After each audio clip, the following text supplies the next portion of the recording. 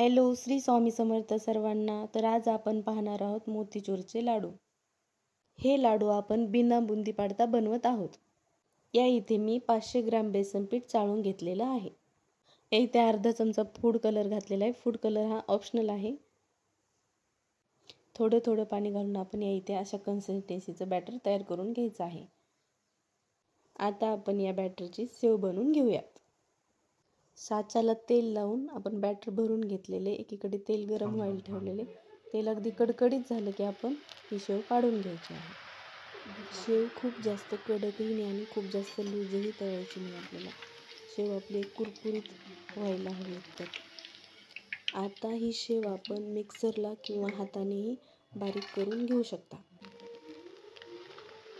या पद्धतीने लाडू बनवले ना तर अगदी हलवाई स्टाईल आपण जे बाजारातून विकत आणतो ना त्या पद्धतीने बनतात. चासणीसाठी 750 ग्रॅम साखर आणि 1 ग्लास पाणी टाकून आपण उकळत ठेवूयात. आता आपण ही शेव बारीकीचा अशा दाखवल्याप्रमाणे अगदी बारीक असा भरडसर चुरा बनवून घेऊयात. ह्या अशा पद्धतीने. आता साखर विरघळून झालेली आहे. विलायची पावडर आणि केसर घालून घेऊयात. आता आपण यात अर्धा चमचा फूड कलर ॲड करून घेतलेला आहे. आपल्याला हा पाक एकतारी बनवायचा आहे.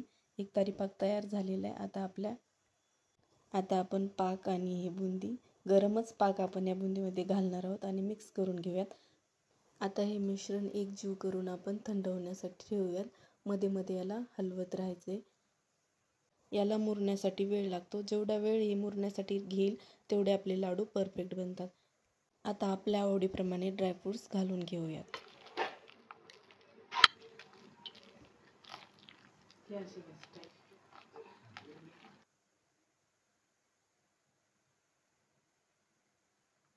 या इथे पाहू शकता. आता आपण आपलं हे बॅटर छान झालेलं आहे. आता आपण लाडू वळून घेऊयात. अशा प्रकारे अशा पद्धतीने आपण सर्व लाडू वळून घेऊयात.